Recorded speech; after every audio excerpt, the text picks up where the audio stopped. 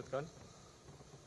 Menimbang bahwa sekedar sebagai suatu pandangan hukum sehubungan dengan surat dakwaan, M. Yahya Harahap dalam bukunya Pembahasan Permasalahan dan Penerapan KUHP, Penyidikan dan Penuntutan pada halaman 384 menegaskan bahwa penguraian fakta dan keadaan yang lengkap dalam surat dakwaan lebih memberi penjelasan bagi terdakwa dan hakim tentang tindak pidana yang didakwakan. Akan tetapi, surat dakwaan yang tidak memuat uraian tentang fakta dan keadaan secara sempurna dan lengkap tidak mengakibatkan batalnya surat dakwaan.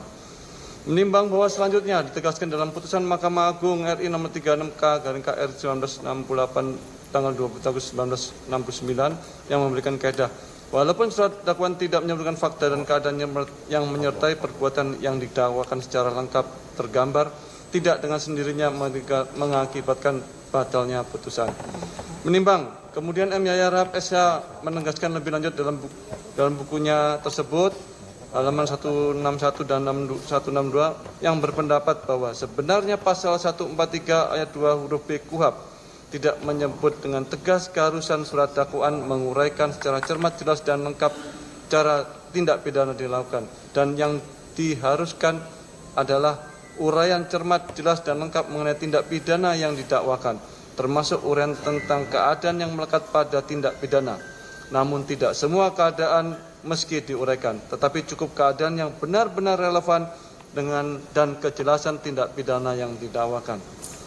Menimbang bahwa berdasarkan pendapat Dr. Sugana tersebut di atas, memperhatikan uraian surat dakwaan penuntut umum dalam perkara ini, Majelis Hakim menilai bahwa penuntut umum telah menguraikan unsur-unsur tindak pidana yang didakwakan secara cermat, jelas, dan lengkap berdasarkan hal-hal yang relevan dari hasil pemeriksaan penyidikan sehingga menjadi jelas tentang tindak pidana yang didakwakan. Menimbang bahwa merujuk pada prinsip peradilan cepat, sederhana, dan biaya ringan serta asas kepastian hukum, keberatan formil yang tidak diajukan terdakwa dan penasihat hukum tidak cukup beralasan untuk menghentikan proses pemeriksaan perkara ini pada tahap eksepsi.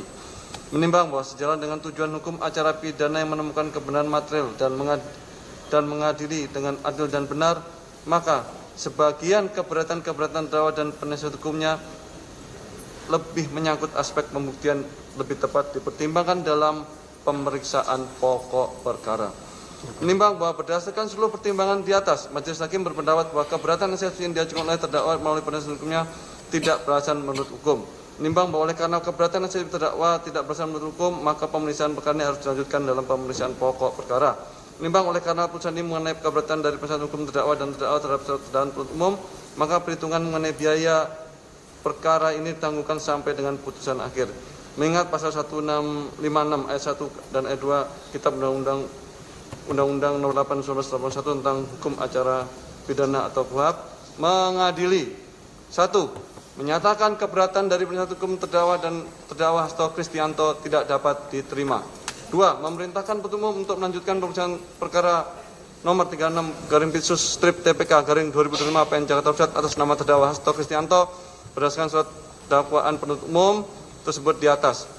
3. Menangguhkan biaya perkara sampai dengan putusan akhir. Demikian diputuskan dalam sidang permusyawaratan Majelis Hakim tindak pidana korupsi pada Pengadilan Negeri Jakarta Pusat pada hari Kamis 27 Maret 2025 oleh Rios Ramanto SHMA selaku Hakim Ketua, Fajar Kusuma Haji SHMA dan Hakim Ad hoc tindak pidana korupsi Dr. Sigit Herman Binaji SHM masing-masing sebagai hakim anggota, yang diucapkan dalam sidang terbuka untuk umum pada hari Jumat tanggal 11 April 2025 oleh Hakim Ketua dengan didampingi para hakim anggota Sunoto SHMH dan Hakim Ad hoc tindak pidana korupsi Dr. Haji Sigit Herman Binaji SHM berdasarkan penetapan Ketua Pengadilan Negeri tindak pidana korupsi pada Pengadilan Negeri Jakarta nomor 36 Pitsus TPK 25 tanggal 11 April 2025 dibantu oleh Kusuma Wati, panitera pengganti pada Pengadilan Tindak Pidana Korupsi pada Pengadilan Negeri Jakarta Pusat, serta dihadiri oleh Wawan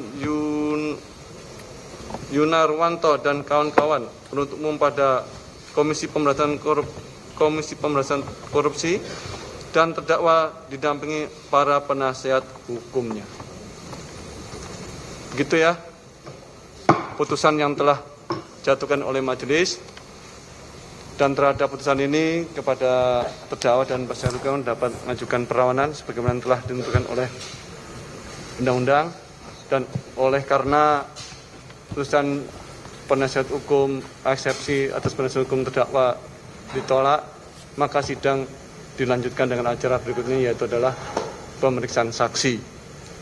Dan untuk itu, setelah majelis bermusyawarah, maka acara berikutnya adalah pemeriksaan saksi diagendakan pada hari Kamis tanggal 17 April 2025. Ya, karena hari Jumat libur.